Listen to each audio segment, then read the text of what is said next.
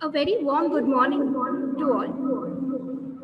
With the blessings of His Holiness Dr. Sri Shivaratri Jagadguru Desikendra Mahaswamiji, I, Dr. Tanvi Tekani, would like to welcome you all once again to the Masterclass 2021 organized by the Indian Prosthodontic Society, Karnataka State Branch in association with JSS Dental College and Hospital, Mysore.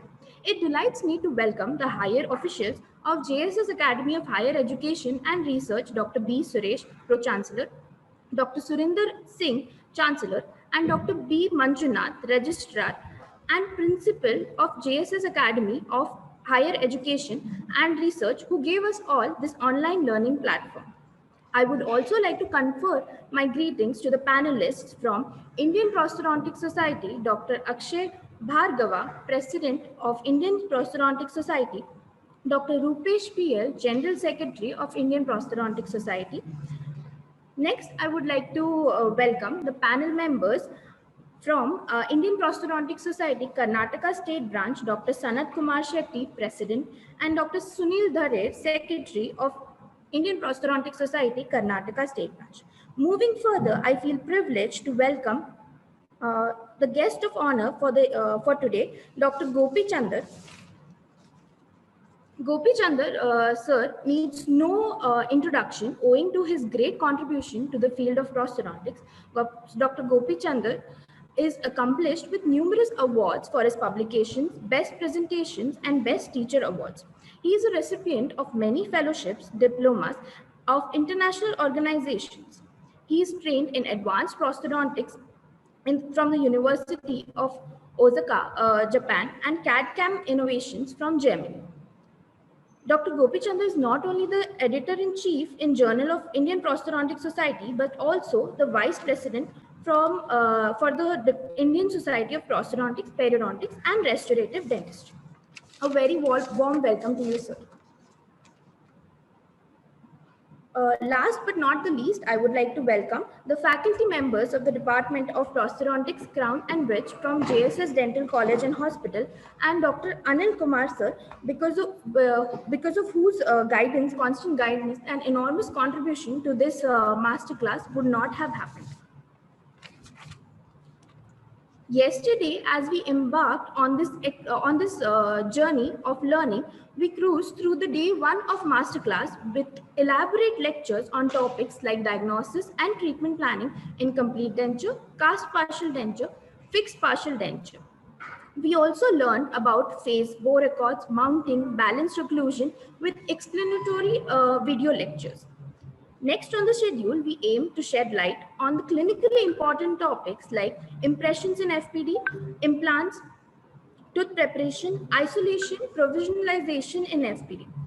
As it is an important part of the exam, we also have a video lecture on surveying and cast partial denture design. And we will also have a special lecture about pedagogy and the tips for tackling the viva. So sit back as we take you through this comprehensive session of day 2 of Masterclass. Without much further delay, I would like to request Dr. Sunila to introduce our very first speaker for the day,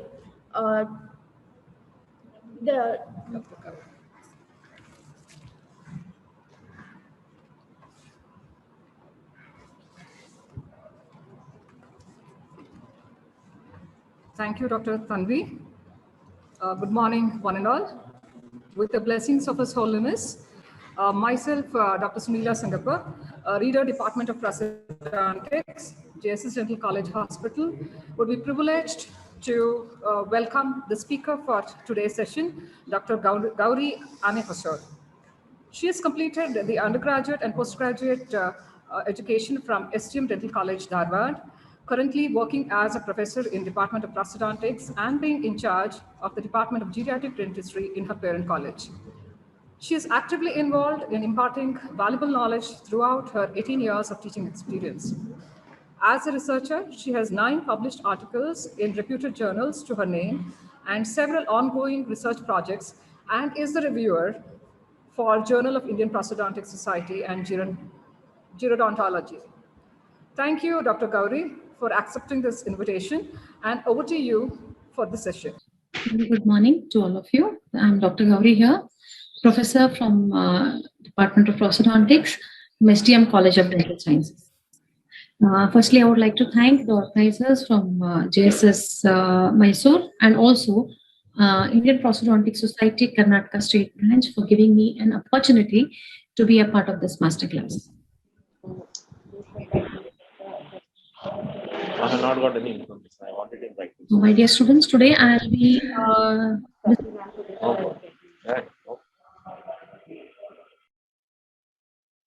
discussing with you the important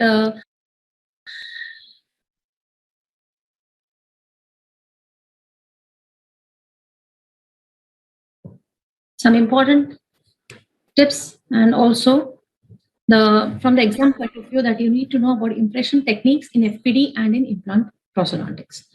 Let's start with FPD first. GPT 9 states that impression is a negative likeness or copy in reverse of the surface of an object. Or you can also define it as an imprint of the teeth and the adjacent structures for use in dentistry.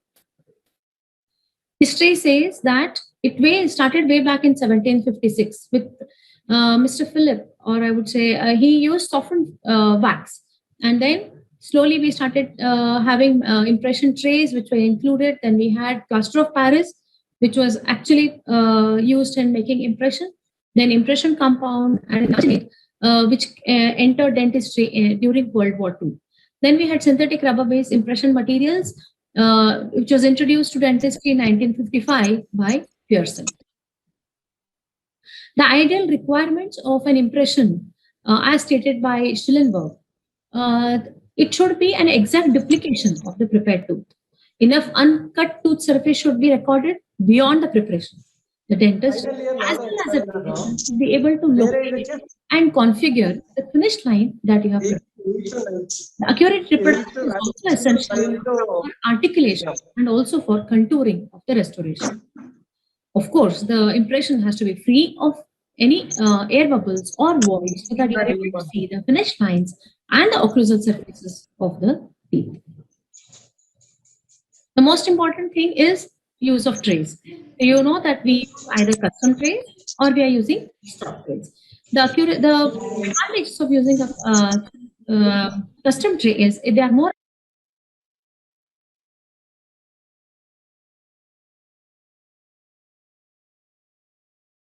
accurate.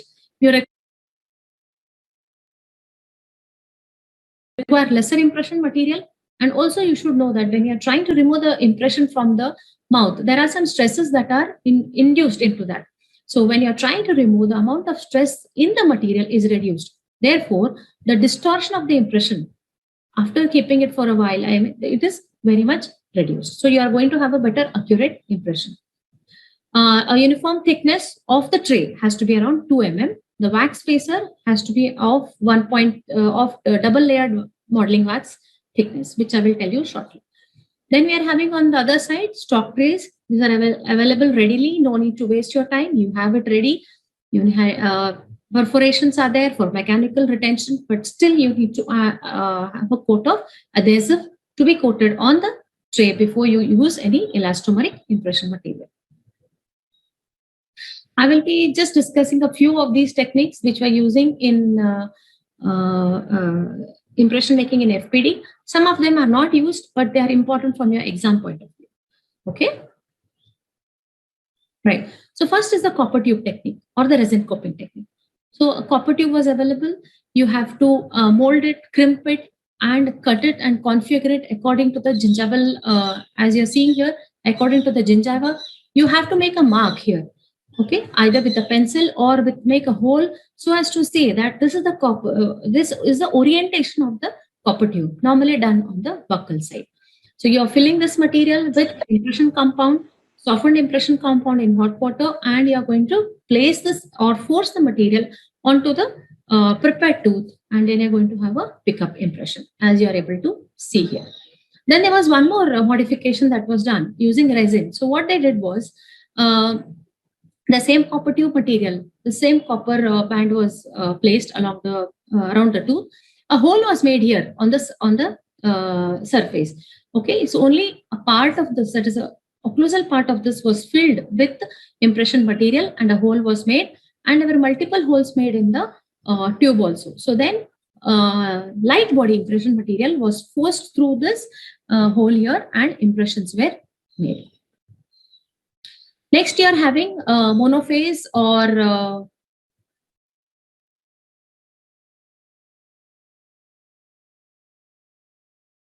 I'm so sorry.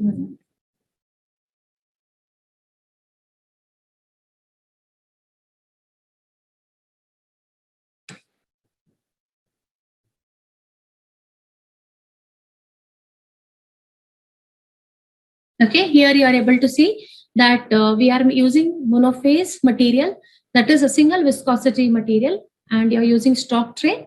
Always you have to apply tray adhesive. Tray adhesive has to be applied even 2 mm on the outer surface of the tray, so that the material does not tease out from that area. So you are able to see the material.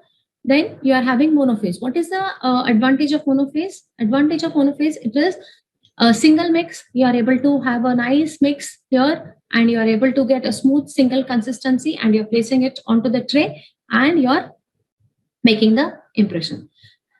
There is a small disadvantage of this material. The disadvantage of this material is that there is more of polymerization shrinkage. Okay. Now this material can be even put in syringe. So when you try to force the material through the syringe, there is a pseudoplasticity of this material. Therefore, the viscosity of the material decreases. It becomes more flowable, and you are able to put it around the tooth structure also.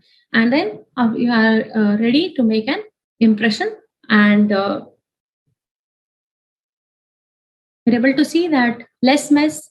You don't require any other personnel to help you, and you have made a very good impression. So this is monophase single viscosity technique.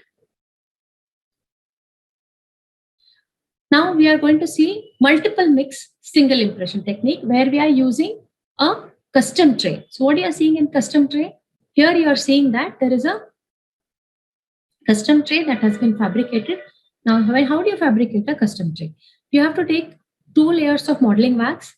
This is around 1.3 to 1.5 mm thickness. So when you make it double, you will have around 3 mm thickness of the of your wax spacer. You have to apply it around the tooth. When you mold it and adapt it on the tooth, you should see that it is 3 to 5 mm below the gingival contour of the teeth. Okay, you have to see that, and then see you have to make minimum 4 stoppers on the occlusal surfaces of the teeth, which is a part of the occlusal surface where the stopper is going to be made. You have to make it on the non-functional cusp. So for mandibular, you will have the lingual cusp. For maxillary, you will always have the buccal cusp on which these orientation stops are made. Then you are going to, as usual, apply the tray adhesive. And this again, tray adhesive has to be applied 2 mm below the, even on the outer surface, 2 mm on the tray. So this way, you are not allowing the impression material to come out or come away from the tray. So here, see the difference as compared to monophase. You didn't require an operator, but here you require an operator to help you. You load the syringe, and the operator helps you in loading the medium body or the heavy body material. So you load, and then you are placing it around the tooth structure. Now, when you are light body around the tooth structure, note that you have to start. You have to put in little more material, extrude more material. See that the tip of your syringe is in the light body. Okay, and then start going around. This way you don't get those drags, and you don't get the voids at the margin. Okay, and then pour. After this is done, please pour the extra light body material onto the tray. Everywhere.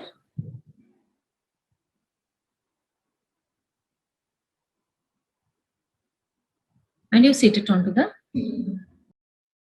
area.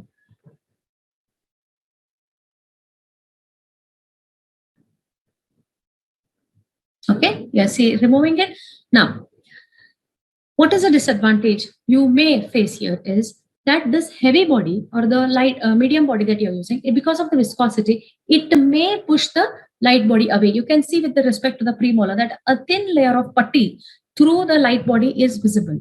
Okay, in the margins here, in this impression, you saw that there is a lot of light body, but sometimes you do get this. Therefore, it's better to always go for a putty reline technique. Okay, now before that, just let us have a look at the same type without using without using a custom tray. We are using a stock tray.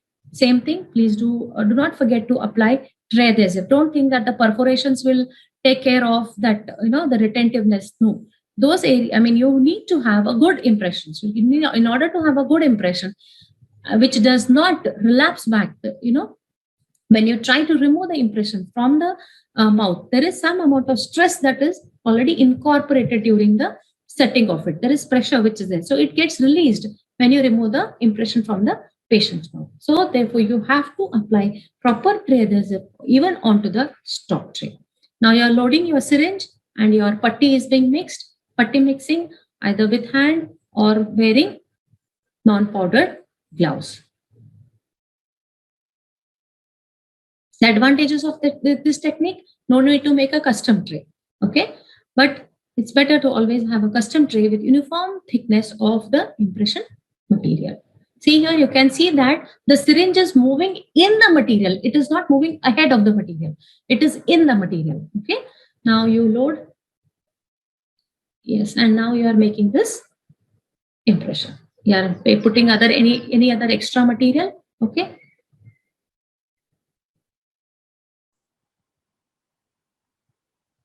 You're placing it onto the prepared tooth surface.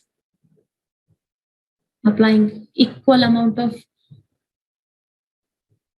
finger pressure. It is set and you have to remove. Now see what I told you. You can see, observe that light body is there, but the putty is also visible. So it means that this technique I would not prefer this technique. Okay. And remove any excess and please do pour it. So the preferred technique next is putty reline technique or double mix and double impression technique. Okay. Okay, so here, as usual, you can see the armamentarium, tray. Do not forget to apply tray adhesive, as usual. Putties. Now here, you don't require a chair side assistant. You can do it single-handedly. Okay. Only thing is, if you are doing it, if you are manipulating, do not use powdered gloves. Okay, because it retards the setting reaction of the putty material. So you have mixed it. And you're going to place it onto the tray. Now here, we are going to do a technique that is you need to have relining. So you are going to make space for light body also. There are 2 or 3 different ways of making this space. One way of doing it, as we are showing it to you here, is using wet cellophane sheet. You can use polystyrene sheet also. Okay. Other way is you can make the impression. Now you see here, we are going to place this wet. It should be wet cellophane paper. Okay, and in the center, you need to make a space for it so that it doesn't sink in when you're making the impression. Yes, you are having this impression that is being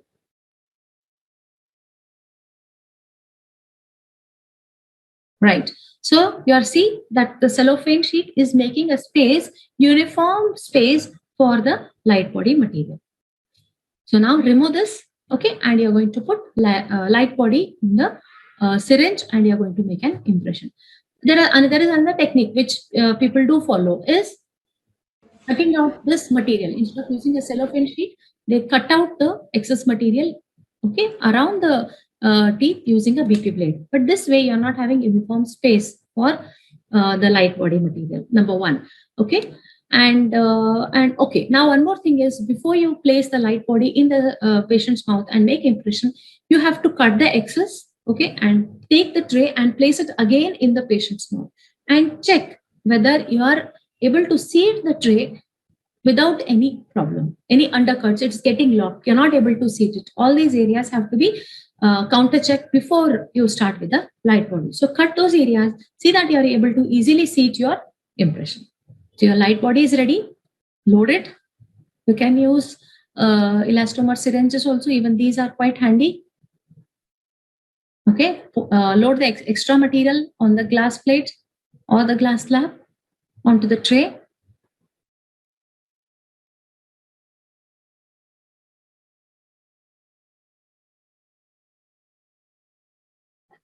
See this point once again, that the syringe, the tip of the syringe does not run ahead of the material. It is always sunk in the impression material. This way, you are able to avoid those voids and especially the drag that you're getting at the margins. Okay, so this, now you see it's ready.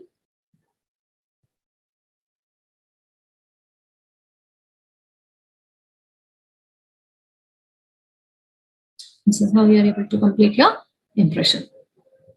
You're having a nice, accurate impression where putty is not visible in the margins or on the occlusal surfaces of the tooth. Okay, you have a nice uniform thickness of light body, which is recording all the areas that are concerned. Pay attention to the details that you didn't see any voids or drag at the margins. Okay, so to remove any excess and then go ahead and pour it. Okay, now there was one more technique that came into existence that was called as injection molded putty reline technique. Now here you have to make, you see in the first slide, you are making a normal impression using a putty consistency. After you made, now this is the area where the prepared tooth is there. So what you do, you have to make a hole in the putty so that you are able to reach the tooth that your area of concern or the prepared tooth. Then this is light body, and you force the light body through that around the tooth structure. Now, to be able to force and for the impression to be made good enough, you need to remove a little bit of putty material here around the tooth prior to injecting the light body. So you have injected the light body. There was some space, okay, which you have created, and you're able to make a nice impression. Okay, now you are having dual arch. What the other synonyms are? Dual quad, triple arch, ocubite, closed mouth impression technique, and closed bite double arch method.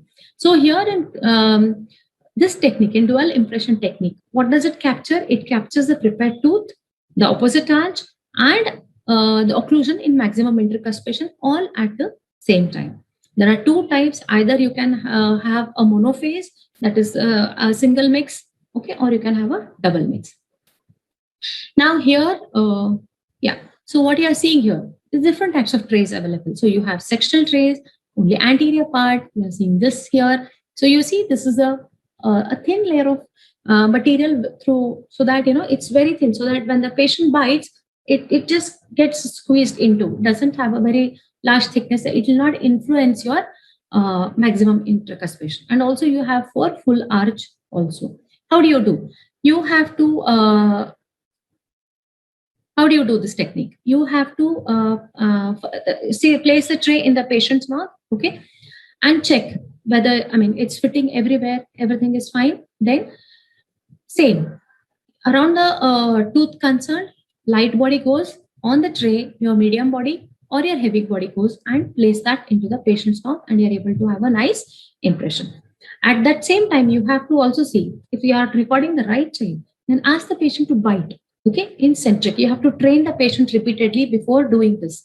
You have to train them that place the tray, ask them to bite in centric. Check that you are having proper intercuspation on the opposite side, okay. So train and then make the impression. So similarly, you are having one here for segmental, that is one side, and then you are having the same thing done for the full arch technique.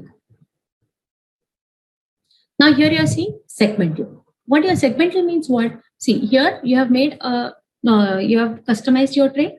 You have cut it into 1, 2, 3 parts. You can see these 3 parts.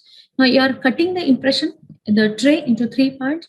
You are coating it with tray adhesive, and then what do?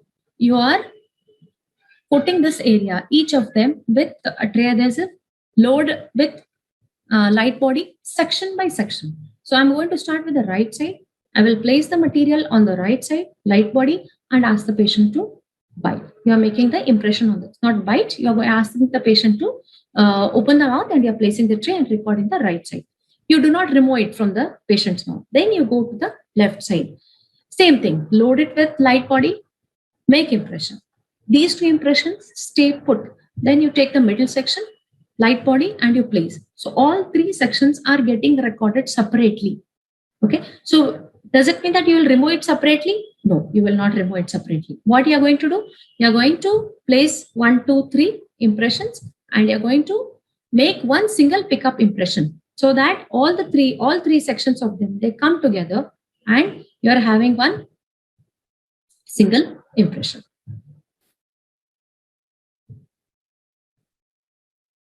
Okay. Now, the most famous material that was always used, that is agar-agar impression material. Now here in this agar-agar, you are having 3 different baths. You all know that, right? What is it? You are having one is this bath here where you are breaking the material. It's a gel structure. You have to break it into pieces and put it into the first one. What happens when you put here? You are having you are liquefying the material, that is liquefaction. After that, you're placing it here for storage and then you're tempering it. So the material is ready for use in the to be used in the patient. Now for agar-agar, as you all know, we are having separate type of trays for this, which is called water cooling system. So when you pass the water through this tray here, it will go through the channels and it will cool the agar-agar medium, so that you are going to have a nice set impression of agar-agar. But here, what is the main disadvantage? Handling property is very, very difficult. Okay, and you need to have patient acceptance, and you require a lot of coordination. So therefore, to eliminate all these problems, and also to have a nice set material, laminate technique came into existence. Okay, so in a laminate technique, as you see here on top, so this is a schematic representation. You see that these are the neighboring teeth, and this is the tooth that is prepared. So the tray is loaded with alginate, and you take the agar-agar in the syringe and place it around the prepared tooth structure, and you are going to place this tray, which is loaded with alginate, onto the prepared area. So when you do this, you are having laminate technique. So lamination. So you are having agar-agar over alginate. So you are removing the water cooling system. All those handling areas are becoming little more friendly to you, and at the same time, alginate, which doesn't have that good accuracy, doesn't produce good surface details. So that also we are not using, but we are using only to handle agar-agar. So the main disadvantage of hydrocolloids is syneresis and imbibition. Okay, now here we are using preform crowns. So these are preform crowns that are available.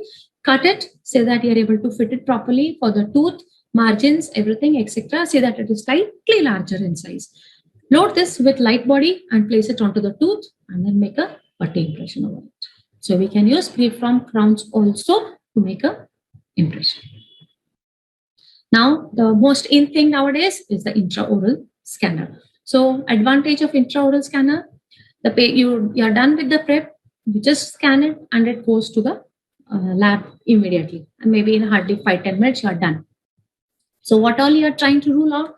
You are going to rule out the time in fabrication of the tray till the die and making the crown. So you are losing at least 2 to 3 days by doing traditional procedure. Here, it's an instant procedure where you are able to send it to the lab. Of course, lab timing is always there.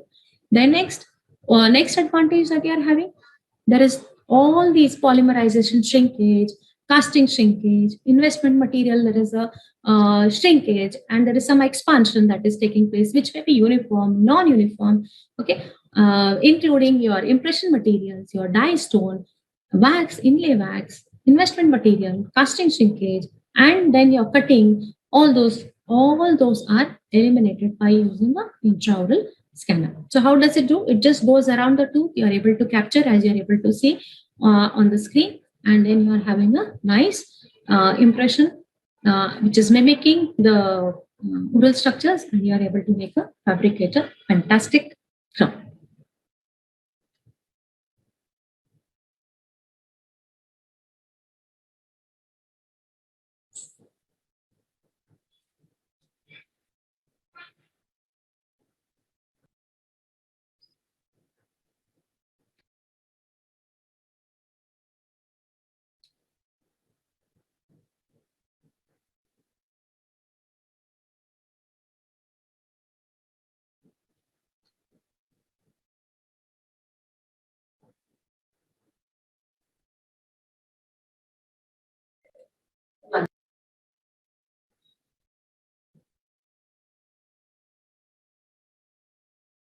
Participants, kindly wait for 3 minutes. The second part of the video will be played now.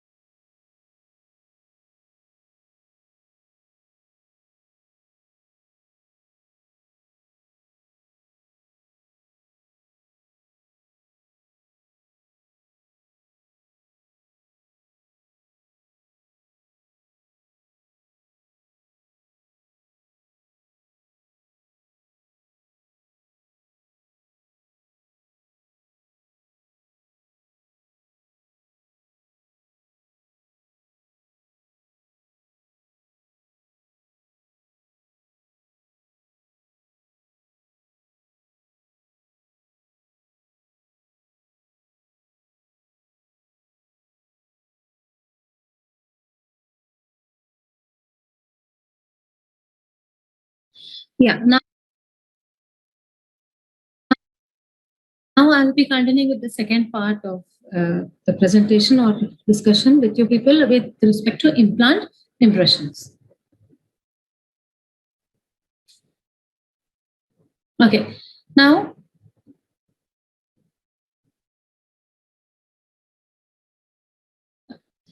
why is implant impression so very important? It's very important because you have to accurately record the position of the implant, the angulation of the implant, the depth at which it is placed, and of course the emergence profile with respect to especially with the anterior teeth. Now here, what the difference between implant and FPD is that natural teeth are having periodontal ligament, okay, which if there are any minor inaccuracies, it does compensate, but this does not happen in implant dentistry. Therefore, you need to have a very accurate implant impression. So what all do you need to have a nice, to make an impression? The trays, then the screws, and you need to have lab analogs, and then you need to have impression copings of different companies. You need to have pattern resin or any other medium to splint them. You need to have monophase material, and you need to have gingiform. The impression techniques are for implants are broadly classified on the basis of the level at which you're making, either it is abutment level or implant level, the tray that you're using, either it is open or closed tray, and the technique, and of course the material that you are going to use.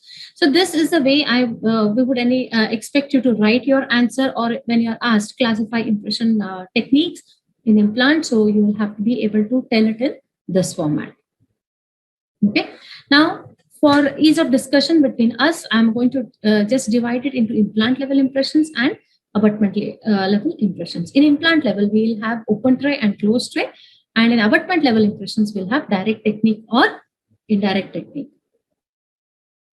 Let's start with implant level. So here you are having open tray. What is the meaning of open tray? Open tray means the area where your impression coping is going to come out, that area you're going to have a relief in the tray. So this is how it looks like. By this time, most of you must have done this, and this is normally indicated when you're having multiple implants at multiple, and they are having different angulations, and also for the path of insertion and withdrawal. At these times, you have to use open tray. Then you are having closed tray. Closed tray technique is normally less accurate for multiple units. So you have to use this only when you are having a single or maximum 2 implants. As single implants, I mean, one placed in one quadrant, other placed in the other area. That time you can always go for a closed tray. Okay. Then you are having this closed tray impression technique. In this, you here in the first picture, you can see that you are having the gingival formers. You retrieve, you see a beautiful gingival collar that is formed. Place your abutments. Okay, so you tighten them properly, and then you are going to use monophase material to make the impression. Why monophase? Monophase is a preferred material for making implant impressions because it is comparatively rigid. So you don't want any part of the impression that you're making, that the impression coping, etc., to just move, or the abutment just move even in microns when you're pouring or during your lab procedures. Therefore, you need monophase is the material of choice in implant industry. Okay, so you have made, now you see this, these are the what do you call, the impression part, and then you're going to place this into this hole, and then you're going to place a lab analog. You're going to place a lab analog, and you're going to place a gingiform, and then you're going to make this porous cast. So you are having a replication of the existing clinical conditions from the patient's mouth into the on the cast. So the advantages, indications are when there is a limited interarch space, so you cannot have the whole of the impression coping all the way coming up and able to make accurate impression. Therefore, this is preferred in limited interarch space. Tendency to gag when the patient you're placing and the patient is having a lot of gagging issues, and also in the posterior region. Advantage, it's very easy and short, of course, suitable for short interarch space, and you're able to place the analog yourself into the impression. There are a lot of inaccuracies which are related to this material. Okay, this technique, not the material, with the technique. Therefore, not indicated when you are having non-parallel implants, or not suitable for deeply placed implants. So the next, coming to the open tray impression technique, here you are splinting the implant, multiple implants. So whatever you're having direct, you're having the transfer copings, which you have to splint.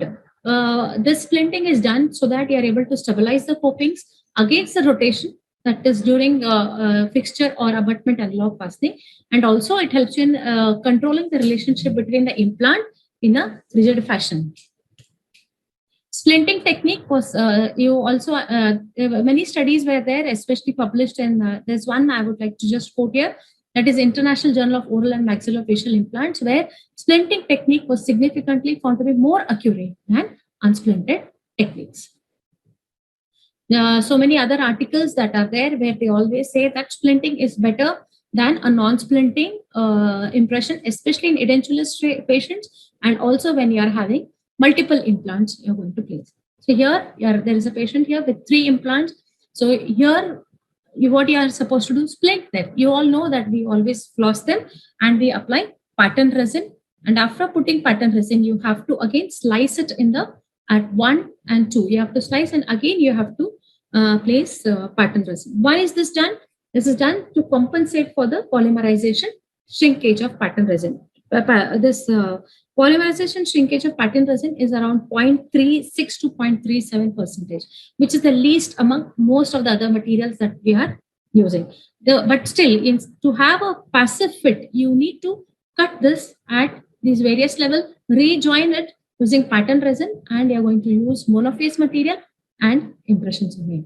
Now here, through the tray, you can see that these the impression copings are coming out. You will have to tighten it. You have to loosen it to retrieve the impression from the patient's mouth.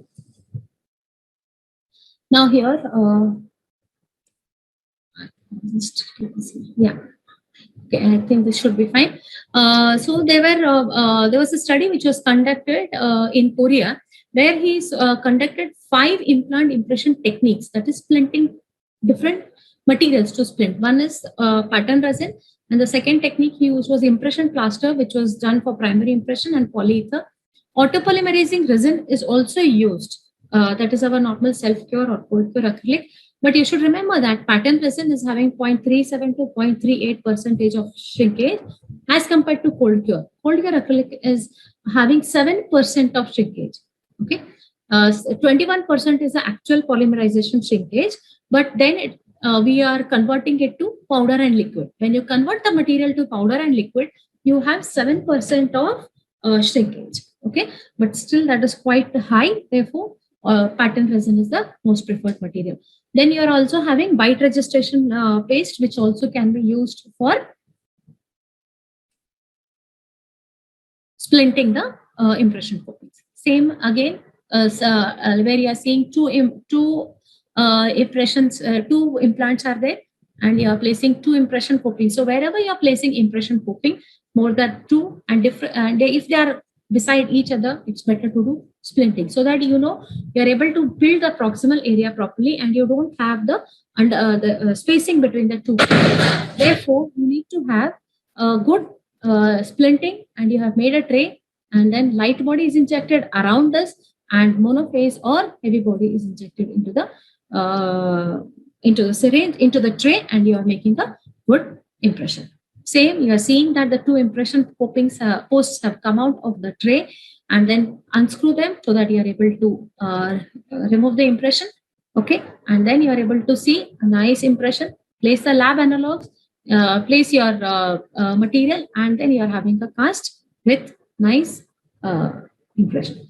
So now when we are having multiple implants which are placed, okay, that time what you see, for multiple implants, you should always have a splinted impression, and you should also have a closed open tray technique. It reduces the effect of implant angulation. It reduces the deformation of the material.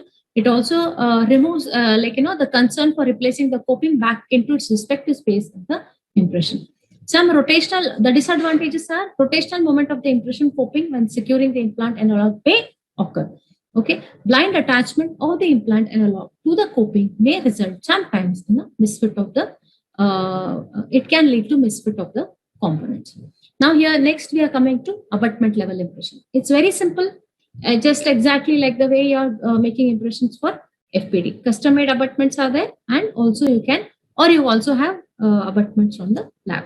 So here you see you're removing the gingival former. You have established a very nice soft tissue contour.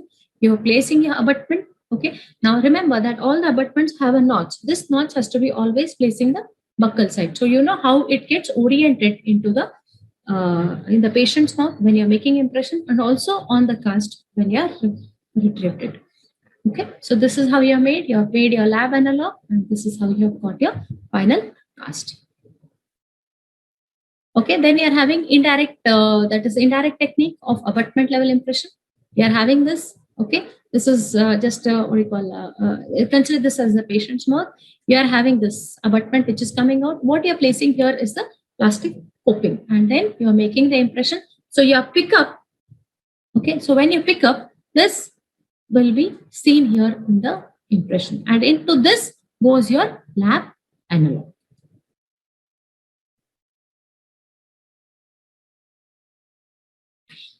So just a small brief up about how you are going to transport your impression to the lab and how do you communicate to them. You should have a very clear communication with the lab, or you will have inaccurately fabricated processes. Okay, so the way you are sending your impression, the type of impression that you have made, whether it is implant level, abutment level, the models that you are communicating to them, and along with the components that you are sending it to the lab. So there was a discussion some time back where I came across that better not to send the abutment screws to the lab. Otherwise, when they are doing lab work, there will be some loosening of the thread or inaccuracies that get incorporated into your screw. Okay. Now the errors that can happen is the misfit. So you are placing your lab analog, or the abutment that you are going to place onto the implant. Okay, this happens in closed tray. So you have placed this. So you see that this gap is present, which is visible on IOPA. So you have to place it even in closed tray or open tray. You have to place it. You have to take an IOPA to just check for this gap. If it is there, remove and reinsert your coping. Okay, and you will see this. This is how you are able to understand that there is a issue here, even when it comes to lab part. And of course, problems which are when you're dealing with the impression material, whether you have used a latex gloves, for example, okay, and also non-uniform mixing and non-uniform thickness even of the material. Just to go, there are some articles that I would like to quote here with respect to comparing open tray and closed tray impression technique. Closed tray impression technique had less dimensional changes in comparison with open tray. So this suggests that closed tray impression technique is more accurate. But you remember here that only for 15-degree angled implants, the study was done. So for only from 0 to 15, closed tray has worked good. Okay. Now here you are seeing with different angulated implants. The errors for a closed tray and an open did not differ significantly. Okay. Here also they have not compared. I mean, you need to compare between different angulations. All the implants that were at different angulations. So this is a very biased. You get literature which says both the ways, but any day, an open tray impression technique, especially if you are having multiple implants which are angulated at, which are having different angulations and are placed at different depths, better to go for a open tray impression technique. There was again same here in the study. They did not find any difference between the two techniques. Okay.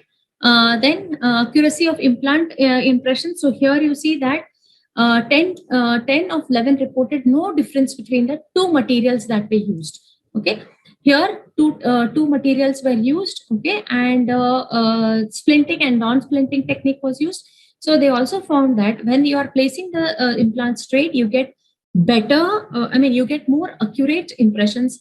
Okay, even if you're splinting or non-splinting. But the moment you angulate it, you have different. The results they differ.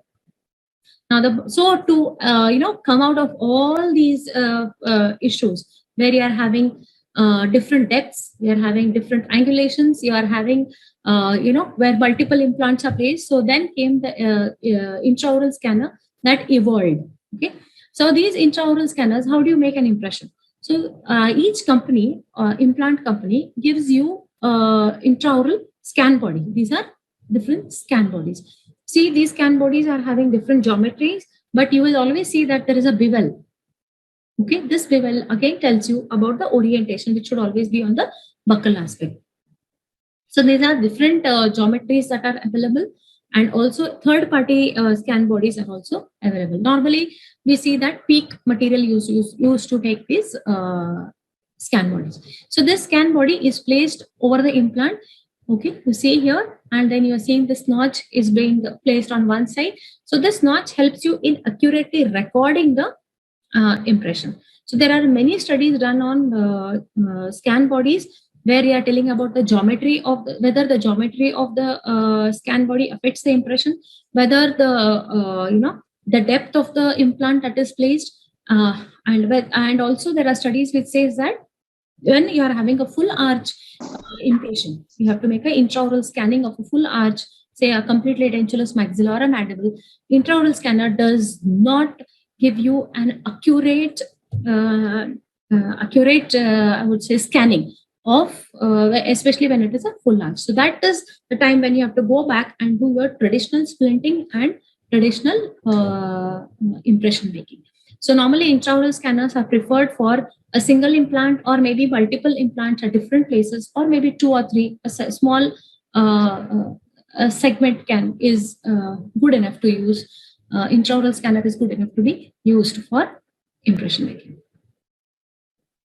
So I would like to now conclude my masterclass today on impressions in FPD and implantology. So impression is the second most important thing. First most important thing that you're going to do is the way you're going to the crown or the implant, how you're going to place your implants. That's the first important thing. Second and very, very important thing that is going to give you finally going to help you in giving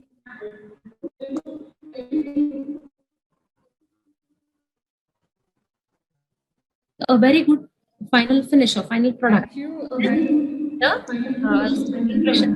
Impression making is a very important clinical step, and also from your theoretical exam point of view, also you get implant impressions as a 100-marker question, and also very important from your Viva point of view. So I hope this helped you, and if there are any questions, I would like to take it. Thank you, Dr. Gauri. This was an important, very important topic in the exam point of view. Am I audible? Yes, ma'am. Please go ahead. Ma'am. Yes, ma'am. Yeah. I can hear you. Dr. Gauri, there are a few questions. Can we go ahead? Yes, ma'am. We can. Right. Yes, please. I suppose you would have also looked into that. Well, with the constraints of time that we have, I think we can concentrate on a few questions that are asked. Yeah. Yeah, the most simple one, why a wet field technique is used and why should we wet the cellophane? Okay, and I think, yeah, please go ahead. You're saying something. Yeah. Wet field technique is agar-agar, making impression using agar-agar. Yeah. And they want to know why a wet cellophane.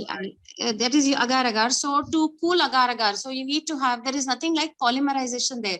It's only change in the physical state of the material. So from liquefaction, so you want, you are going to get a gelation. So you want to have a set gel. So therefore you will have to pass cool water in the tray. That's why it's called as wet fill technique. Right. And going ahead now, what about why use a cellophane sheet in putty? And is there any other material other than cellophane sheet which can be used during dual impressions? That's what they asked. In dual impression technique, you need to create a space for the light body. So there are multiple ways of creating space. One is make an impression and cut the teeth part, the tooth surface part in the impression using your BP blade handle. But that is one way of doing it. But I feel it is more crude and you're not removing uniform. You're not creating uniform space. So that is one thing. So the best thing is to use a wet cellophane. When you use wet cellophane, you are able to easily peel it off from the putty material. So that is why we are using wet cellophane. Okay. And that is one thing that I can tell. You can use any other materials. Yes. Any other materials? Ma'am, there are other techniques which are also published, which tells that you make this putty impression on the diagnostic cast using a wax spacer. All right. And then you are having that tray and you can make your final impression in the patient's mouth using light body. Yeah, there are questions regarding the techniques that they've asked. Please explain abutment level impression once again. So I think in few minutes, if you could throw light on the key points. Yeah, to make it very simple, I would say that it is exactly similar to the impression that you're making in a FPD case, except that here you are having an implant and you have placed an abutment. Okay, so that is direct technique. So abutment is there in the patient's mouth. You make an impression of that. That is that's a direct technique. In indirect technique, the abutment is there, and on that you are having a plastic coping. So that you have to place on the abutment and pick up that by using any other material, impression material. So this is the most simplified way I can tell you about abutment level impression. All right. And also regarding segmental impression technique, they say that they wanted more explanation. But do you want to go ahead with that question? I don't have any problem. It's okay with you people? No problem? Well, if it's a little constraint of time, so if you can make it very short. I will answer it online wherever they have asked questions. Okay, that's fine. And what difficulties we may face during cementation of final processes if laminate technique is used while making impression? Actually, I don't think you will be, I mean, as far as my understanding goes, anyway, we are not using agar-agar nowadays, but laminate technique actually is because agar-agar is considered as the best material to, because it gives you very wonderful reproduction, surface detailed reproduction of the prepared tooth structure. So I do not really expect any issues when you're having any cementation. This is as far as my understanding goes. If anybody has any other I mean, their point of view, that's fine. They can. There's one more question from Karishma, but we want Karishma to clarify that what exactly she understands or meant by saying shrinkage of pattern resin shrinkage. That is not clear. So kindly, Karishma, you can ask Karishma I understand that, Karishma. I think she asked why pattern resin shrink. Why? What is the ingredient? Specific component is causing it to be the least. Yeah, I as of now I cannot recollect the specific the ingredient of the composition of this pattern resin, but that component, that part, it does not allow long chain polymerization to take place. Therefore, the polymerization shrinkage is less. Okay, I think that can be answered after clarification by her if she wants anything more regarding that. Then we have one more of question. In closed tray technique, only monophase is used, while in open tray technique, there is a use of both light body and Pati. Yes, The ma'am. student wants That to know I just why. told it here for, you know, they should have a historical, I would say not historical, they should know about the earlier techniques that were used. But now the preferred material is always monophase because of the rigidity of the material. Because monophase is a rigid material, it's preferred in implant impressions because it does not allow any micro movement of the impression copings or the in indirect technique of abutment level impression. Okay. Proceeding on to the last important question here from final year postgraduate student. She wants to know what are the key things observed in impression during exam time when we are facing on the exam day. Also, if you could tell us about impression card, the basic techniques that is expected or performed in the final exam. Yes, ma'am. So with respect to retraction, I think, yeah, we do. I mean, you will have to know the gingival biotype and whether we are able to place a single cord or double cord technique is preferred for that particular condition, and why retraction is important, or I would say soft tissue management for making a good final impression will be the viva part of it, and also observation is how good you are able to pack it. And now suppose I have removed the retraction cord, say at 10:10, the timing is 10:10. So how many minutes is a retraction viable to make a second impression? Say I have made an impression, and then how many minutes is a retraction still valid? And okay, you are able to see the margins and you are able to record them properly. So these are the materials you will have to know. The timing is important, which are the materials we are using for retraction, and which are the newer materials which are there in retraction, and are we still using the old traditional materials which are you know, cytotoxic, and we can also, which suppose I don't have a clinically available retraction material, so can I use any other material which is available in a pharmacy, like we can use xylometazoline also for retraction. That is a nasal decongestant. Okay. So this is with retraction cord. Ma'am, anything else that you had asked? I think they have just said what is the key things observed in impression.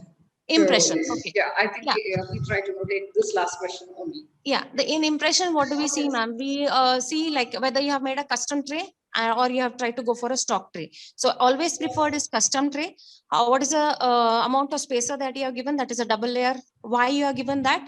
And which is the material of choice, whether you want to go for light body with heavy body or medium body, whether you have understood why you're doing this technique, and the surface reproduction between difference in the surface reproduction details of light body and the medium body or heavy body that you're using. Why not why we are not only using medium body or heavy body, why light body? So that surface reproduction details are very important. When I see the impression, I will see the margins, if there is any drag, and are there any voids? How will you try to prevent if something is there? I mean, how will you try to prevent this? And if it has happened, what is the your course of action? Yeah. So I think if at all I have missed anything, I think anybody can just.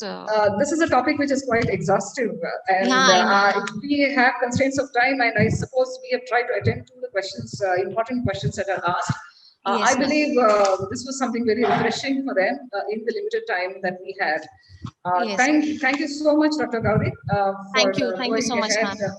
Thank you, ma'am. Thank you, Dr. Sunila. And also, I would like to thank the organizing team from JSS Mysore, very well organized, coordinated, and also Indian Prosthodontic Society, Karnataka State Branch, for giving me an opportunity to interact with PG students. Thank you so much. We have a small token of appreciation for you. Yes, ma'am. On display. Kindly accept it on behalf of the organizing team. Yes, ma'am. Thank you so much. Thank you. Thank you too. Thank you.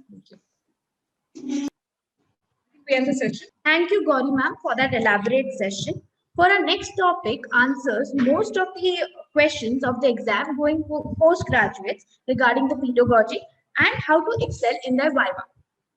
I would like to request Dr. Ganesh to come forward and introduce the speaker for the same, Dr. Sanat Kumar Shetty. Over to you, sir. Thank you, Tanvi. It is my pleasure to introduce Dr.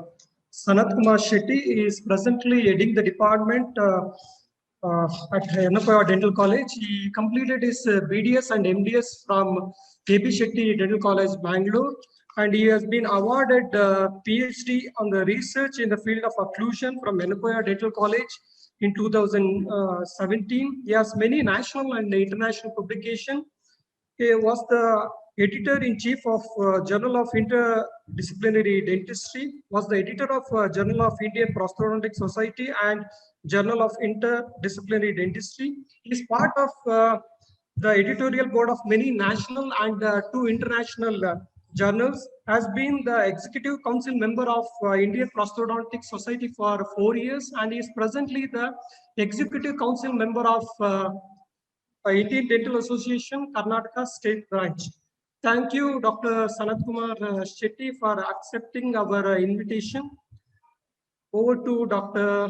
Sanat Kumar Shetty.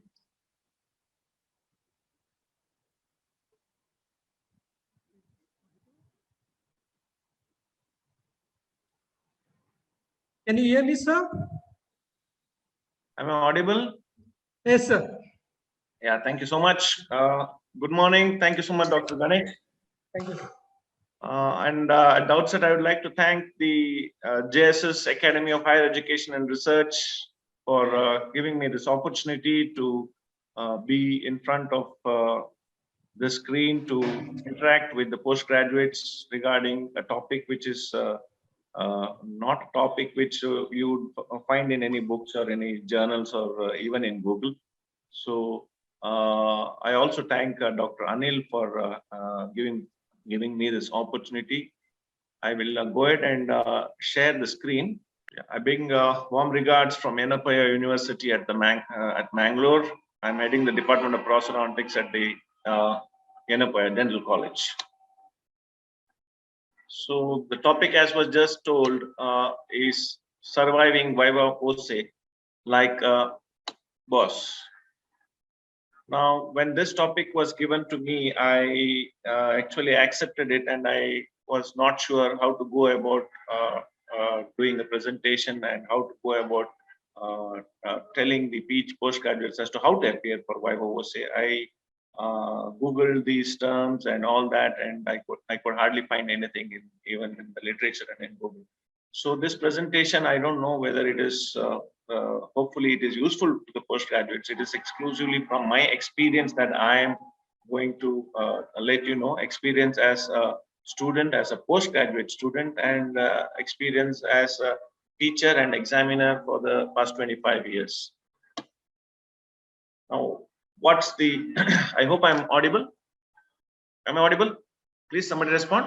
Yes, sir. Yes, sir, you're audible. Thank you so much. Yeah. Now, what's the structure of this examination?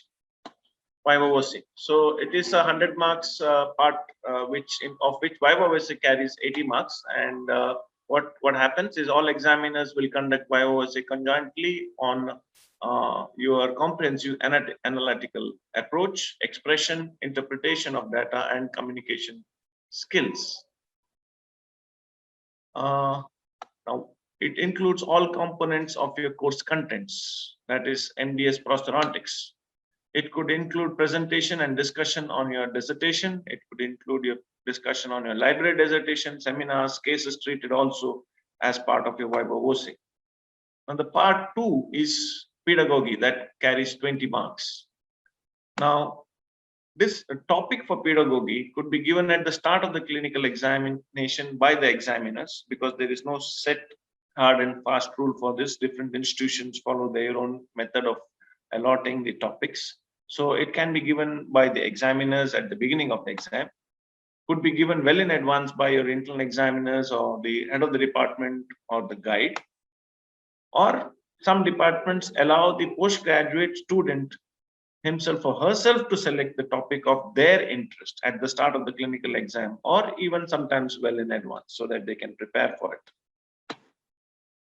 Now, what's pedagogy? It's a method of transfer of knowledge, especially as an academic subject or a theoretical concept. All right. Now, what are the do's and don'ts? Now, one thing you need to understand as an exam going student is that our profession actually is privileged to be entering a teaching profession just by virtue of having a master's or even sometimes an undergraduate degree. We become teachers without any official training to be a teacher. So what did the apex body do to sort out this problem? They introduced something called pedagogy, and where the students, the postgraduate students, are expected to take theory classes for undergraduate students under the purview of their teachers.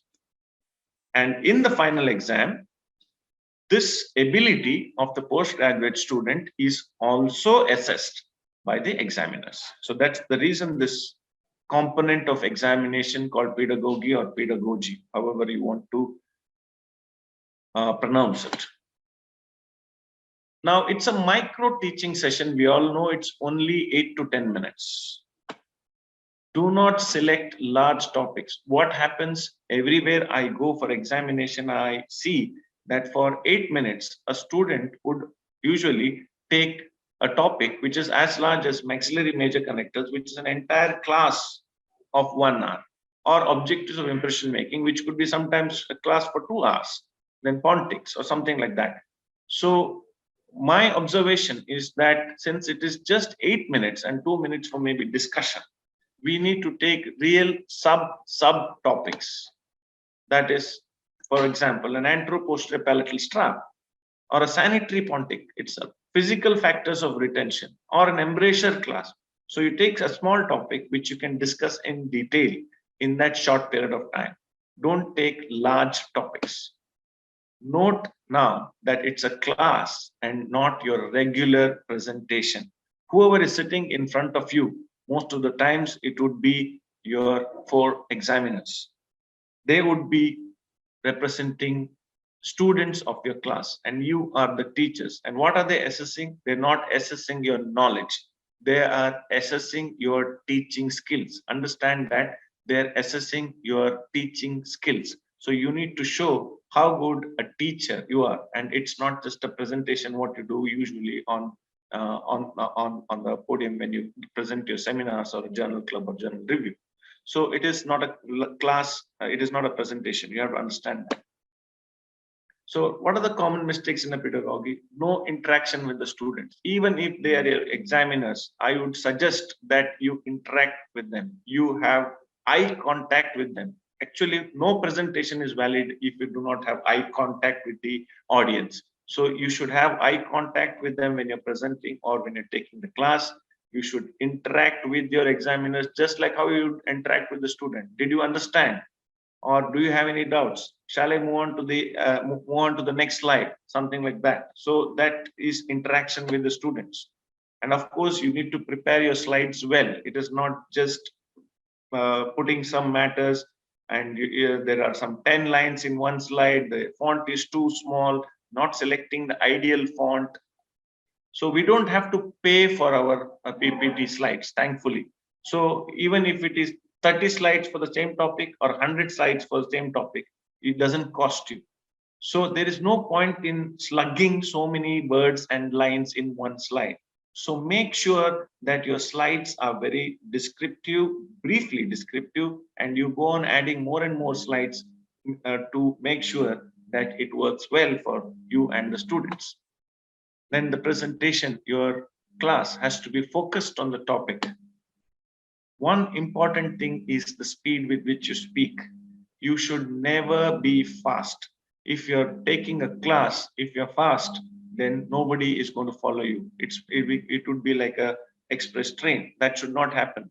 And speaking too softly is also not giving any confidence to the students. So you need to be loud and you need to be confident when you speak. So you need to show that aspect of yourself when you are sitting in front of the examiners. I can understand that it's an examination and you are tensed and your examiners would have already maybe taken a toll of you during the clinical examination, but that should not deter you. you should present yourself with courage, and you should have a lot of presentation skills, and you should not be too fast. You should be at a pace where the students or the audience can understand what you're trying to say. No interaction with the student, as I already told, present, and of course, not using good body language and posture. That is very, very important. You cannot slouch in when you're doing presentation. Body language plays a very big part in your personality, and the audience would be attracted to you and your presentation only if you can show your body language in the right way. Of course, the presentation should not be too long where the examiners are going to ask you, okay, stop, your time is over, you're taking too much time. And if there is no flow, there is no depth for the presentation. Of course, if you're not practiced your presentation well, and if you have little issues with your language, that also can be an issue, because that would put you back and you may not be able to show that kind of confidence in front of the examiners. So preparation by yourself, doing the same exercise, hardly take 8 minutes to run through your slides, and you can always do it all by yourself. Actually, right now, what I'm doing is I'm doing all by yourself. Even though you're listening to me, you're seeing me, it is as good as me sitting in front of a laptop and talking to myself. Shouldn't be monotonous. That is as far as pedagogy is concerned. Now, getting into the topic, Viva Voce, the main topic for the day, it's the oral examination, as we all know. Now, what exactly is Viva Voce? Viva Voce is a Latin phrase, literally meaning with living voice, but most often translated as by word of mouth. That's just the definition of what it is. Now, Viva Voce is a short interview between the student and the examiners. Do you agree with short interview? It doesn't always remain that way, because in a master's examination, this interview could be as long as 1 hour. And all that would most of the times depend upon the number of postgraduate students who are taking examination. Because due to the paucity of time, if more number of students are there, 6 students, 8 students, maybe the duration of a Viva is shorter. Whereas if only 2 students are taking up the examination, then the duration of Viva could be much longer, because the examiners have that much more longer time to evaluate 2 students. Now, why the Viva Voce is there? Why such a thing has come in the examination? Primary aim of Viva Voce is for the examiners to confirm that you have basic understanding and knowledge about the subject. Thus, you should always look upon the oral examination as an opportunity to improve your own knowledge, and at the same time impress upon the examiners with your smartness, ability to analyze, and so on. Sometimes the clinching factor could be the Viva Voce. You may not have done very well in your clinical examination. You may have stuttered in one of the clinical steps, and that could have gone against you. But the last part of the examination, most of the times it is the last part, the Viva Voce, and if you impress the examiners on the Viva Voce table, the entire thing, what happened during the clinical examination, could be completely overseen, or sometimes even forgotten. And what the last memory that you have done well in the Viva, you showed a lot of analytical approach, you had knowledge, all those things, and that would be the clinical issues that you had could be overseen as one of those days when you could not perform. But at the same time, if you have not done a clinical examination well, and if you again don't do your Viva Voce well, then it all adds up to the issues as far as the examinations are concerned. Now, what is examined in the Viva Voce? All aspects of your specialty. That's what is Viva Voce. Usually excluding what has already been asked during the clinical exam. I will not say this or no, but usually the examiners would not ask the same questions what has been asked chair side again on the Viva table. Expect more on the topics which are not part of a clinical exam. Now, what are those topics? Clinical examination, we all do complete denture steps, we do fixed partial denture steps, and we don't do much of removable partial dentures. We are you are asked to do the designing of the removable partial dentures. So you should be thorough with the design, because most of the time this design is evaluated on the Viva table.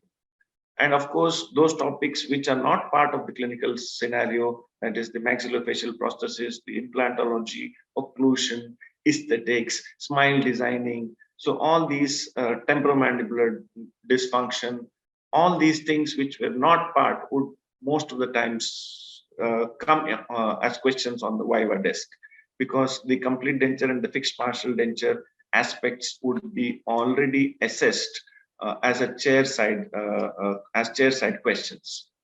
And also, when you are asked what is your thesis on the Viva Voce table, so many students struggle to tell the title of their thesis. That should not happen. If that happens, it infuriates the examiner, because you don't know your thesis. You have done that for 2 years. You don't know the title of your thesis. That is because you would have done your thesis quite some time back. You're never opened the thesis after that. You're busy studying for exams. You're busy preparing for the clinical exams. You didn't open your thesis, and it has skipped out of your mind. So it is important that you go through all these things before the clinical examination. Your title of thesis, by heart it. Make sure that it is on your tips, so that when it is asked, you can immediately tell what is your LD, and you are scratching your head to tell what topic your LD was. What are the seminars that you presented?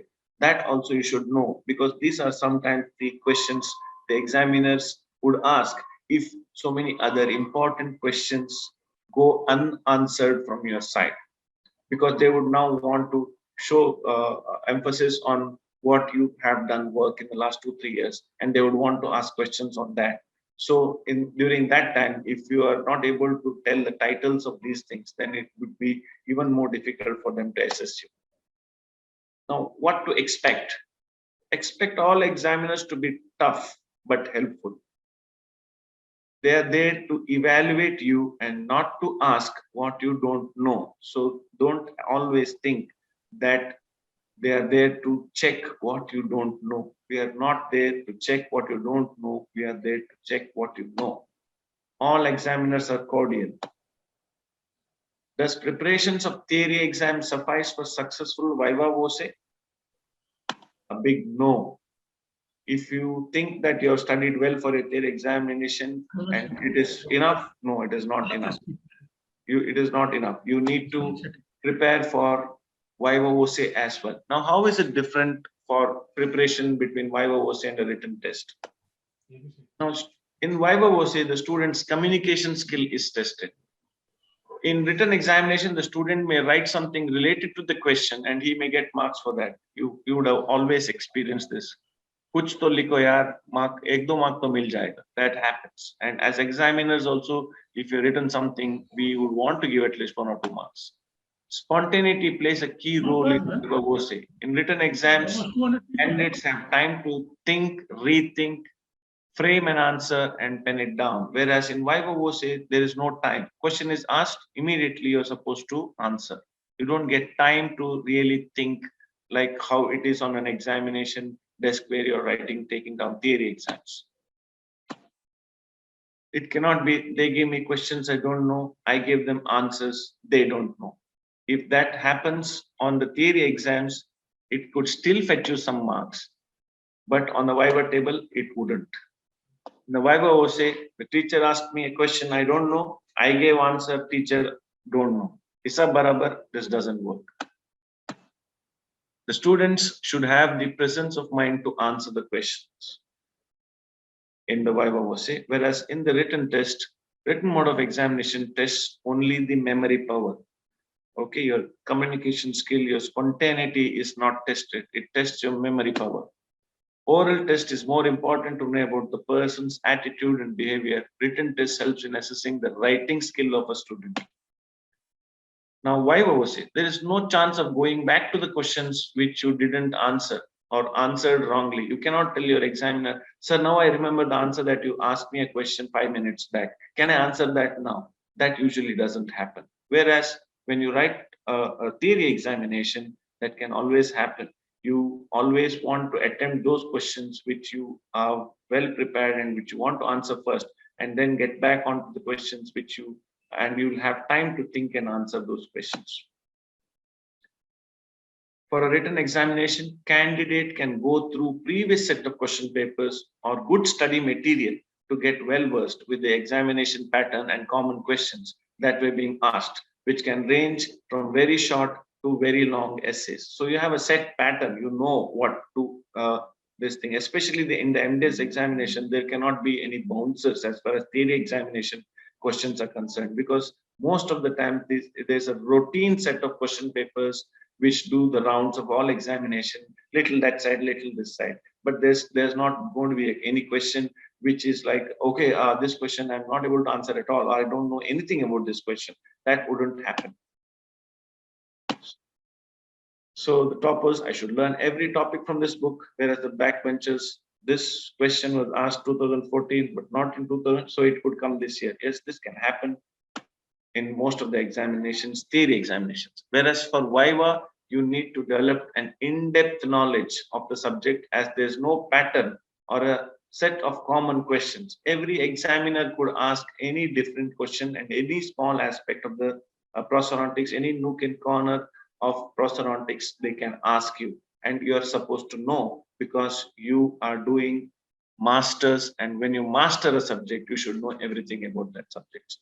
To prepare for this, try speaking with yourself aloud, sitting in front of a mirror or a laptop also, to develop the skills of oral presentation. You can take help from how you fared in your preparatory exam Viva. How do you prepare for Viva?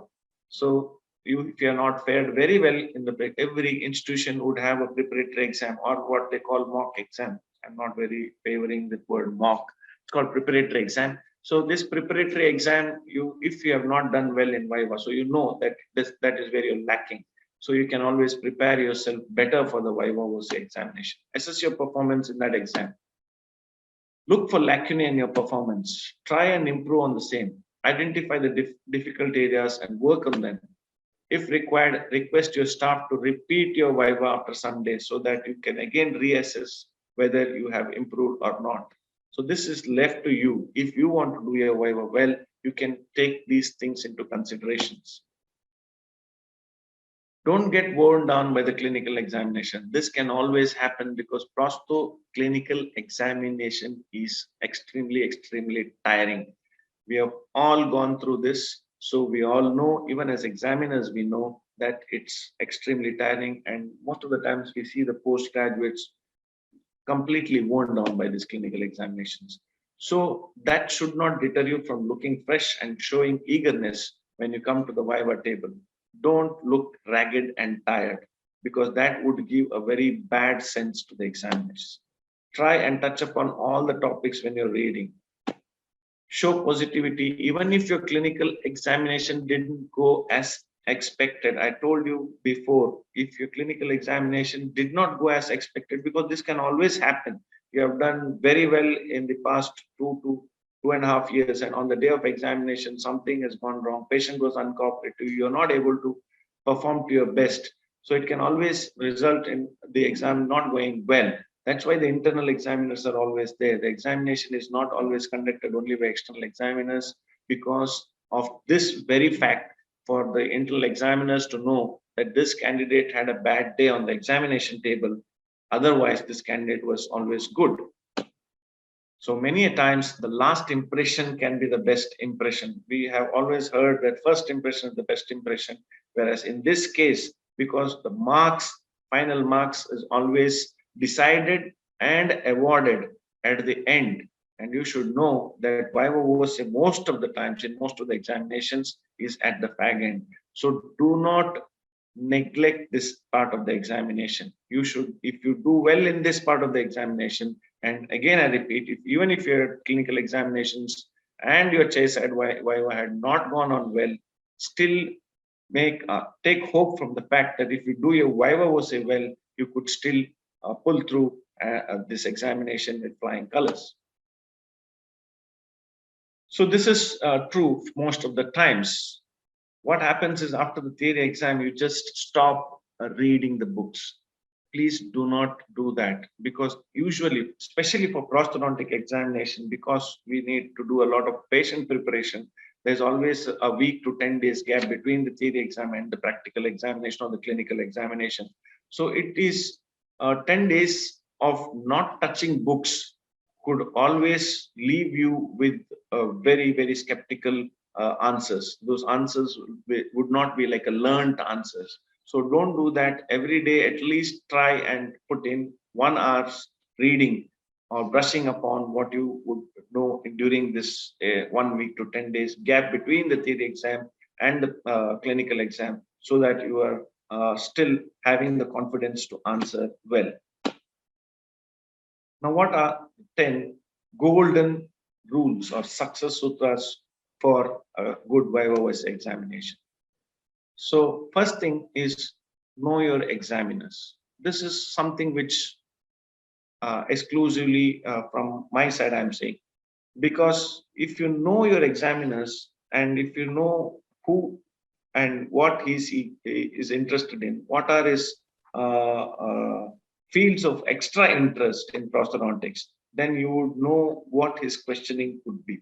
So if you can always ask your staff, if you don't know who your examiners are, after your theory exams, you can always ask your staff who would be your examiners for your clinical this thing, and try to find out, do a little research on them, ensure you're familiar with their work. What are, if they have done some what you can say publications, you can type their names and check what publications they have done, what is their field of research, what is their topic. Then you are familiarized with their work, and that can please the examiner, that you know, okay, he's done this publication or whatever it is. And of course, if you have heard that examiner in any conference giving a lecture on a particular topic, you would know that, okay, yeah, this is the topic that he likes. So try to brush up on those topics more. And of course, there are certain examiners who would ask only basic questions. If I'm the examiner, I would be looking at absolute basics when I start my questioning. So if basics go unanswered, so many times the examiners get infuriated. So you should know the basics well. Only then the advanced prosthodontist, you still have a lot of time. When after becoming prosthodontist also you can learn. If your basic is strong, you can always add advanced prosthodontics to it and still succeed. Whereas if your basics is weak, then the advanced wouldn't get in. So as I just told you, prepare to answer the very basic questions, because one, this could be the starting point for Viva Voce, basic questions. Or if you're not answering the questions that the examiners are asking, then it could lead to a basic question. Basic questions, what I mean is, now the examiner is asking you questions and you're not answering. So when you don't answer, okay, at least you answer this. What is a cast? And when that question comes, what is a cast? If you don't tell him what is a cast, then he gets upset. What is the difference between a cast and a model? You don't know. You don't know that. What are the parts of a denture? Are you able to answer? Yeah. So be prepared for the basic questions, because you don't answer these also, then what happens? You're giving the perception to the examiner that this fellow does not know anything. He doesn't even know the basics. So it is very important that what I mean by these questions is this: what is the cast model? These are taught to you in first BDS, second BDS, and at MDS level, if you are not able to answer, what is the base height of the base of the cast? Why is land required? What are the dimensions of the land? So these questions are absolute basics which are taught in first BDS when they teach you beading and boxing. And at MDS level, if you don't answer, then it is very difficult for you to get a result that is positive for yourself. So be prepared for the must-know questions. When basic questions go unanswered, the examiners get really upset. I already told you that. Boost your confidence levels. Now, prepare a list of questions by yourself where you're lacking confidence. Now, if there is something that you are not able to answer well, don't give up on it. You read it again and again and boost your confidence in such a way that you know it. I can just give you a small example of one of my friends way back when I was doing BDS. In pharmacology, we were studying the composition. What is cotrimexazole? Cotrimexazole is a combination of trimethoprim and sulfamethoxazole. So trimethoprim and sulfamethoxazole, how many times he just tried to read also, it was not, after some time, that friend of mine was forgetting it. So what he decided, instead of reading again and again and building his confidence, what he told, okay, if this question is asked in the Viva table, I'll answer. So he wrote it down on his palm and went. So when he wrote it down on the palm and went, and the second question was that, and luckily for him, the second question was, what is cotrimoxazole? And he just looked down to look at his palm, and the power went off, and it was dark, and he could not read. So now that you know it is an important question, it has been asked to many students. Don't take shortcuts. You study, read well, and boost your confidence that if this question is asked, I would be able to answer. It should not be taking shortcuts. Okay, so that is what I'm trying to tell you here. Now keep your ears and eyes open during the phase of examination. Any which way here and there, you can always gain knowledge. Somebody is discussing on some topics, give a patient hearing. Somebody is telling somebody, your own friends, juniors, even seniors, some staff is talking about something. Keep your ears open for everything. Okay, that is very important. These short bites that you get can help you during your Viva Voce. First impression is the best impression. Now I'm changing this. Why I'm changing this is because on the day of exam, dress smart on the Viva day. Should not look shabby. I already told that. Impressing with looks and smartness would be half the job done. The examiners can get impressed just by the way you look. And when you look your best, you feel confident. Self-esteem comes with good looks. So you try to look your best, dress well. It also shows the examiner that you are serious about your Viva Voce. Wearing good formal clothes with a neat apron would add to your personality. There's sometimes the students come with aprons which are ragged, which are dirty. Of course, during the clinical examination, zinc oxide regional might have fallen or something and it would have become dirty. That does not mean that you can come to the Viva table wearing that apron. You can always wear one more neat, clean apron and come. So that shows that you're prepared for the Viva Voce. If you come with those shabby aprons which are used for the past 2 years, then that does not give you the right this thing. Now, so many people think that, okay, I wear glasses and I come as a very studious looking guy, then I will impress the examiners. No, I don't think that is something that happens nowadays. You need to impress the examiner like this. And of course, this would be trying to over impress. So this sometimes the examiners may not like. Answer assertively and politely. That is very important. Answer should be such that you are not defensive. Examiners are not there with the intention of failing you. Understand that. They're always on your side. Thinking that they want to fail you will not only be scared, but also defensive. So don't try to be defensive. What you have learned in the past 3 years, definitely in the past 3 years, you didn't have any other job other than listening to or reading or doing prosthodontics. So it would not be that you would be facing something which is unheard of. So don't try to be defensive. Clarity in answers. Be specific with your answers. Be specific with your answers.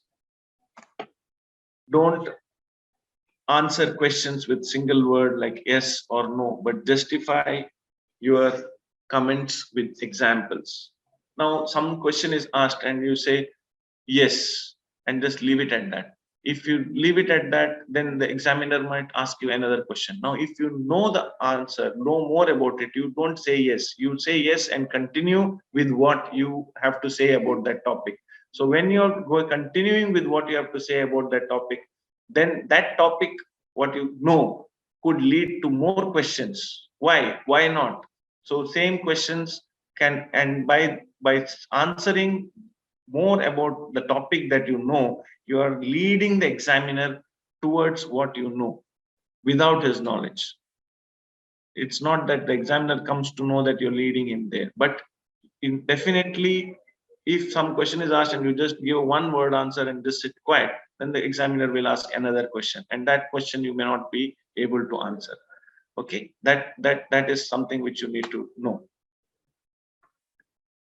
And definitely you should not be trying to do this kind of acting. This also we see so many times in the Viva table. Bhula means you know it and you're not able to get it on the examination table, and you are doing all sorts of things with your eyes and mouth and head up trying to recollect. Please do not do all those things. It may work in your BDS examination Viva, but that should not be something that should happen in in the master's examination Viva. And here I would like to just tell one of my experience from one of my friends. It's not a joke. It's something that happened in an oral medicine examination. We were supposed to take X-rays. My friend took the X-ray, and after taking the X-ray, he had to read the X-ray and then go to the Viva with the X-ray. In the X-ray, there was a periapical lesion which was visible.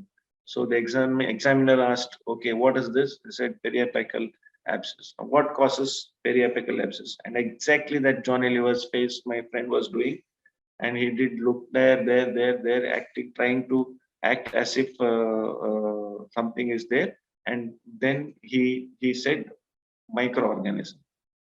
So the examiner got so angry that microorganism is causing the abscess. So basically, the examiner is looking at what are the microorganisms that cause the abscess.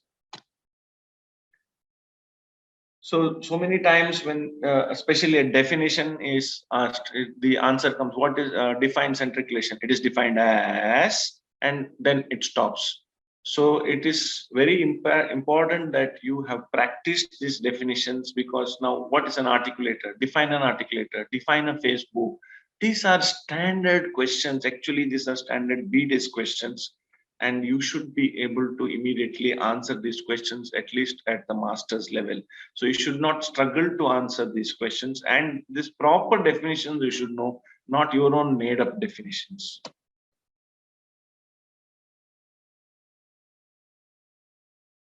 Now, in the Viva table, if you just sit quietly, it works. No, it does not work. You are only wasting time. We all know it's a stipulated time. So if you do not know an answer, just tell the examiners, "Sir, I'm not able to recollect this answer." Don't say, "I don't know this answer," because at MDiS level, you're not supposed to say, "I don't know," because you're mastering the subject. "I'm not able to recollect, sir. Can you ask me another question?" And no examiner will get angry on that. They will definitely move to the next question, rather than you taking your own time, looking here, there, trying to tell things which is not related to the answer. Wouldn't work. And of course, don't speak like a politician. Don't learn answers by heart. This is what happens. It removes the spontaneity and is obvious to the examiners. When you answer a by-hearted answer, other than definition, there's nothing in prosthodontics that you need to by heart. Okay, everything has got its own reasoning. So as long as you understood the reasoning, it is very easy for you to reproduce in front of the examiners. If students have prepared answers, they become a bit like politicians, answering questions they aren't asked rather than the ones they are asked. Now, simple example is this. When a question is asked, RTI, women empowerment, process change, youth empowerment, candidate selection. So something else was asked, something else is told. Poverty is just a state of mind. It does not mean scarcity of this thing, money or material things. अब एक emotional बात कहना चाहता हूँ. This morning I got up at night. So these are things that should not happen on the Viva table. Now, what is politics? Politics is everywhere. It is in your shirt, in your pants, and it everywhere. Now, some things like this cannot happen on the Viva table. Be optimistic, enjoy the Viva. Examiners are interested in the preparation that you have done. The more comfortable you are, the more confident you will feel, and you will always give your best. Be yourself. Every student's Viva experience will be unique and different. Don't be nervous. So don't get tensed listening to your friend's experience. Like somebody can tell you, some senior, "Oh, my Viva was that bad, man. They raped me, they did this." So don't get into that mindset that that same thing can happen to you. Definitely not. So others' experience need not be a part of your Viva. Say, examination. So don't get tensed or upset by what has happened to somebody else, or even the person who has gone ahead of you, or your own batchmate.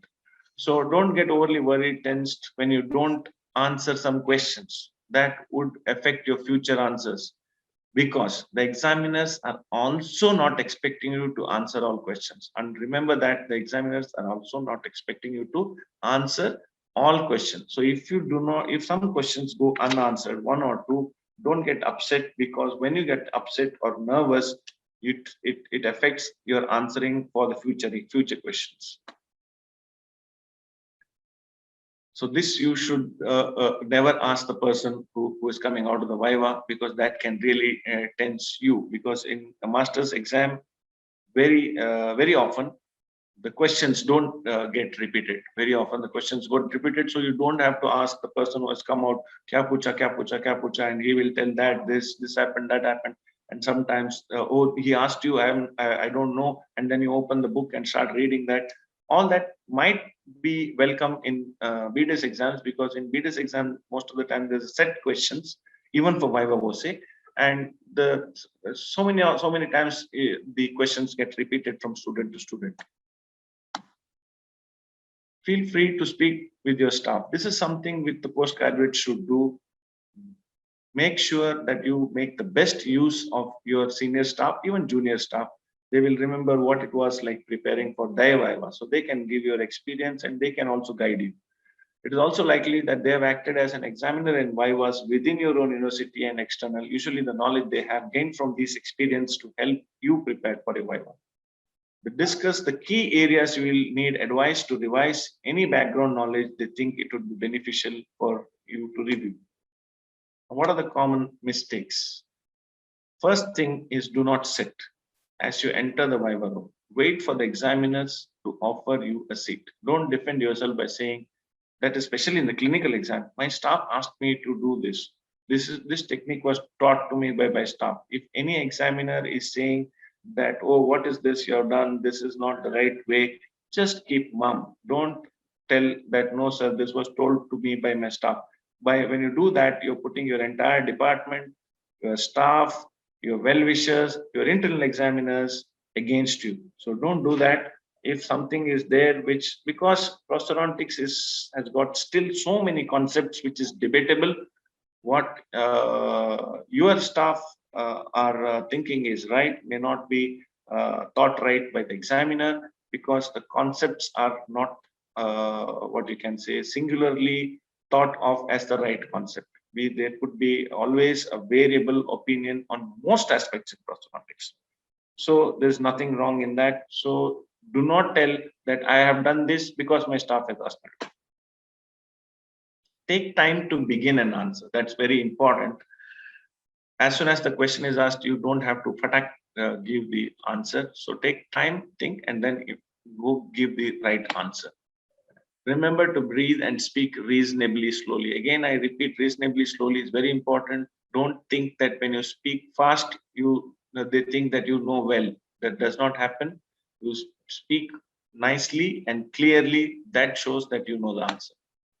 Do not take criticism personally, because there are so many times in the examination, the examiners do criticize. Even in the Viva, they do criticize. That has got no meaning. Don't take that personally at all. On the Viva table, on the examination day, the examiners criticize you because you're taking master's exam, and all examiners expect you to have mastered the subject. So they might criticize you on that day just to tell you that you have still not mastered the subject. So do not take it very personally. That happens in all examinations. Even if you have done very well in the examination, there could be one stage or step where you would have been criticized by the examiners. Do not take offense and get angry. That can be real doomsday for you. Don't get offense and get angry. Take everything with a smile or lightly and go ahead during the examination. Enjoy the opportunity to talk about the knowledge that you have gained. you should always enjoy your Viva. Only then you will do the best. If you are very nervous and if you think, oh, why this is happening to me? Why am I here on this examination? I should not have taken examination this time. This is so stressful. All those negative thoughts can only put you down on the examination table. So have positive thinking, positive energy, and enjoy the opportunity and enjoy your examination. Think that you are trying to showcase the skills that you learned in the last 3 years. Note down the questions that went unanswered. This is very important. You all have a chair side assistant who will be your junior. Make sure that you tell that assistant to note down all the questions that you do not answer during the chair side Viva. And then when you come to the Viva table on that day night, before you come for Viva, make sure that you have learned those unanswered questions. And when you sit on the Viva table, you should be sure that you will be able to answer those questions, because so many times those questions get repeated on the Viva table. And if you do not answer at that time, that puts you in a bad shape, because then the examiners think that you have not tried to find out what you could not answer. Finally, spare a thought. As a final consideration, think about the pressures on the poor people who have to ask these questions. That's the examiners. If you can somehow elevate, lighten these, this may help get the examiners on your side. So, because don't make the examiners angry. It is challenging even for the examiners to ask questions in a logical sequence. Some examiners frown at candidates not because they are being censorious or doubtful, but because they're considering where the questioning should go next. I will tell you, as an examiner, at the end of the Viva session, the examiners have a headache, because trying to think what question to ask next, what question to ask this boy, what question to ask this boy which is not repeated to the previous fellow, all those things take a lot of energy out of the examiners also. This is how I walk after my examination, Viva Voce. This is the feeling after my exams. So if you've done well, definitely this is the feeling. Aha, I've done well. Thank you so much for this patient hearing. Hopefully, these tips could be taken up by the postgraduates, and hopefully it helps them in their Viva Voce examination. I try to do my best from whatever little experience that I have to compile this presentation. Thank you so much for your patient hearing, and thank you organizers for giving me this opportunity. Thank you, Dr. Sanath sir. It was very logical and it was comprehensive, and it not only helps the exam going students, also it helps the PGs who are in first year and second year, how they need to prepare the slides, the way you prepare the slides, the number of lines, the paragraph, the spacing, everything. They can follow all those things. There are a few questions. Can I ask, sir? Yeah, definitely. The one question is the definition is asked in the Viva Voce, should we answer from the book or from the GPT? It does not matter. It does not matter whether it is from the book or GPT, as long as you are able to tell from where it is. Okay. So you can always, if you say Hartwell, the definition of impressions, if you say according to Hartwell in the textbook, the definition impression is so and so, that would add value to your answer. Or if you say according to GPT-8, it need not be always GPT-9. It can be GPT-8, it could be GPT-7, or it can be from Schillingberg, Rosenstiel. But if you could tell that, yes, I am quoting this definition from that. Literature is literature. It does not need to be one particular literature. So one more question. Should pedagogy topic be UG level question or a PG level question? Is it good to... No, topic. It's not topic. question. It has to be UG, because you're not going to take classes for PGs. What I told you is that you are the examiners are assessing your teaching skills. Now, once you pass out, you take up a job in a college. And when you take up a job in a college, what are you supposed to do? You are supposed to train undergraduates. So when you're supposed to train undergraduates or take lecture classes for undergraduates, how good are you in teaching? That is the skill that is assessed in pedagogy. Because we do not get any, even a kindergarten teacher or a first standard, second standard teacher has to undergo a teacher training program for them to become what I can say, a teacher. Whereas we become teachers by virtue of getting an MDS or a BDS degree. That's what. So that's how the apex body has come up with this part of the examination, where they are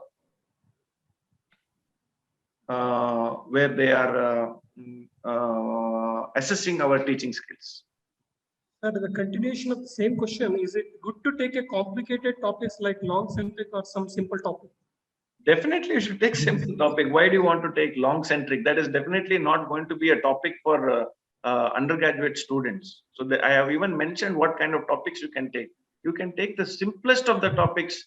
You can even take a topic called cast. You can take a topic called maxillary palatal strap major connector. One small component, because you cannot be giving any usefulness to your class when you take most of the times wherever I go for examination, I see a very large topic taken, which is a 1 hour theory class topic when we take, like major connectors by itself or maxillary major connectors. There are 4 or 5 in number, which would take at least 45 minutes to 1 hour for you to explain to the undergraduate student. So you can take a small part of maxillary major connectors as your topic, and that you can do justice to only that topic, that size topic, in 8 minutes. You cannot take a larger topic and go like a super fast Shatabdi train, and then that will spoil your chances of getting good marks. Thank you, sir. Thank you very much for your time. And Pleasure is mine. small token of appreciation from the organizing committee. Thank you. Thank you once again, the entire organizing committee and the team, JSS, for doing this wonderful show. Thank you so much. Thank you, sir.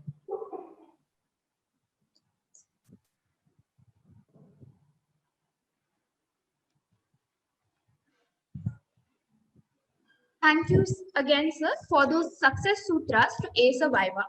Moving on to our next topic. Right now, we'll be taking a short tea break. We'll